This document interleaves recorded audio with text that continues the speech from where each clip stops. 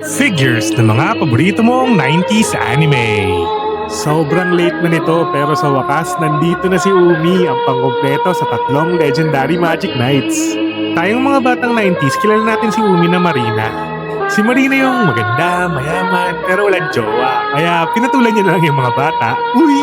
Pero to be fair naman sa kanya, malalaki na yung mga bata nung pinatulan niya. Heto ang SK Japan Here Detail Umi Ryuzaki figure. Hindi ko maintindihan kung ako lang ba, pero para sa akin, sa line na to, itong figure ni Marina ang pinakamagandang paint job at pinakamagandang sculpt. Kasi kung magtatabi-tabihin mo silang tatlo, lutang talaga siya eh. Di ko naman masabing dahil sa kulay, dahil di naman ako mahilig sa blue. Katulad nitong sa Break Figures, ang paborito ko yung kay Fu dahil dun sa Claymore niya tsaka dun sa Pose. Kayo nga, anong palagay niyo? Sabihin niyo nga sa akin kung mas maganda rin para sa inyo yung kay Umi kumpara sa iba.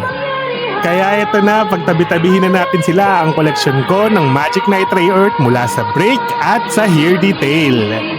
Medyo matagal din ang inaabot nito. February pa lang nung naipost ko yung kay Hikaru. June na nung naipost ko yung kay Umi. Ganun pa man, kompleto na sila.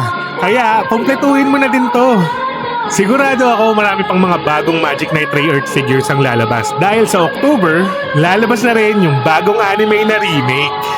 At ayan na, kaya mga kabatang 90s hanggang sa susunod nating mga laruan, ito nga pala si The Figure Collector.